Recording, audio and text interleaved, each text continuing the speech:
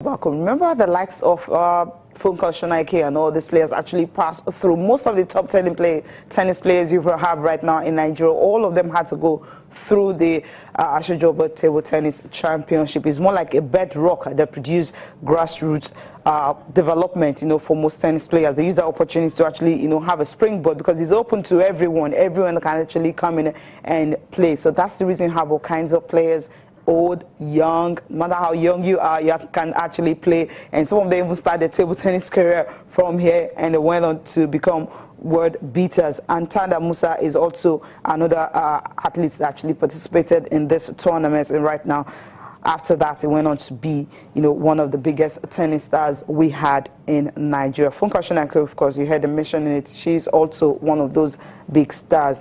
Of course, why at that particular event, Eniton Shode also talked about the fact that he's confident that Nigerian players can actually do so well, when the ITTF Junior Championship starts in South Africa, Cape Town, later this year. 30th of November, that's when they will be leaving.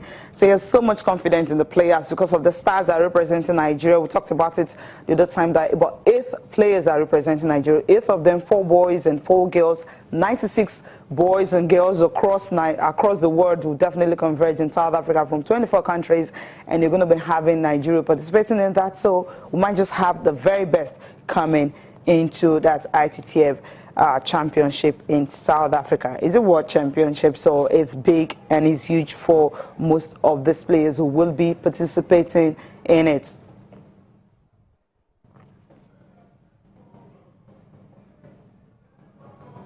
Okay, the pictures also still coming from, the Asoju Table Tennis Championship. I was talking about Eniton Shode, the fact that while he was there, he actually talked about, the players that will be representing Nigeria, what they can actually do. He's having so much confidence in them, saying that, look, these guys, they are the best we have. Some of them, are national champions and they are experienced in their own right. And these athletes can actually go ahead to make Nigeria proud when they get to South Africa November 30th. But it's definitely going to be big for all of them participating. It's going to be a chance for most of them to actually, showcase what they have. Get to tell people, look, this is what we can do, especially for the ladies, where you have just one lady, Funke Shonaike. Whenever we're talking about table tennis, that's the name that readily comes to mind. But if you have these athletes, just show what you have. If they can compete favorably and win 1 or 2 games, definitely we'll have some new names, coming in. People saying it's a hard time for Tosin Oreba to actually, stamp her foot when it comes to table tennis. But, it's always very difficult, especially when these girls wouldn't have so much tournaments to go for. But this one will definitely be an eye-opener for most of them. Go there, show what you have, and use the opportunity to actually, establish yourself at the world stage. Okay, now talking about the Women's World Cup updates coming from Papua New Guinea. Nigeria will be playing at about 10 a.m. this morning. And of course, the earlier games decided this morning, Japan.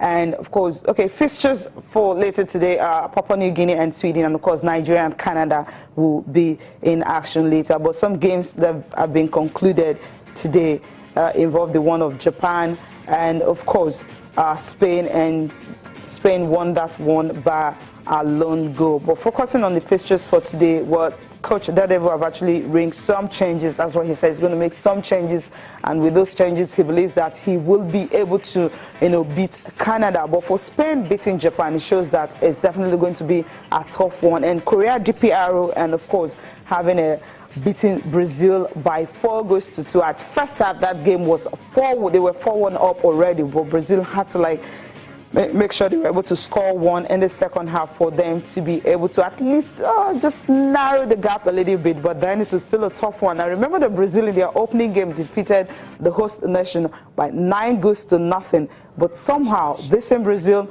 where they had to just couldn't face the Korea DPR. Let's enjoy the highlights. Catch everybody by surprise with this one, but it's the post behind the goal rather than the post of the goal. This time it is John So-Yon, and the goalkeeper found it too hot to handle.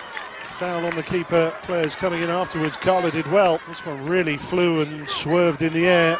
Kim So-Hyang with a foot up against Carla. Plenty of communication going on back there. Brenner takes it. Well, Laish wearing that very famous Brazilian number 10 jersey, struggling to get up and above the ball to head it down. Oh, off the post this time. Surely they must follow this one in. And they have done. Well, a crowd of players in there, but Asoju, the defender, coming up and breaking the deadlock here in Port Moresby. Just the determination there. The little near post flick off the post initially had Brazil in all sorts of trouble, but then Asoju just beating Diane and Carla. Two in the middle here for Brazil.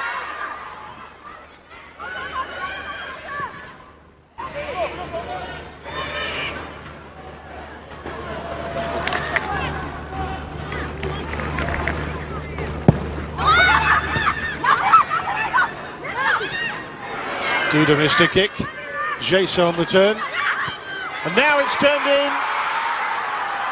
And Gabi Nunes equalises for Brazil. Her third goal in the tournament here. Korea DPR's defence rather at 6s and 7s. And it's Brazil's number 8 who pounces.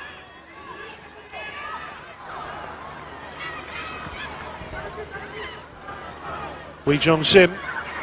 Oh, she's opened up the angle. And the shot too powerful for the goalkeeper, and it's forced in by Korea DPR. Once again, a posse of players surrounding the goal scorer. Hwang Yongbong's team back in front here with Wee Jong Sim, Kim So Hyang. And in the end, oh, it's an own goal. It's off the post and off the back of the goalkeeper.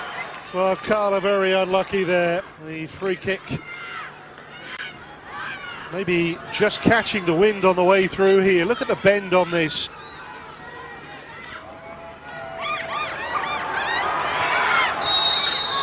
Oh, the referee's given a penalty here. Laish utterly despondent at this one.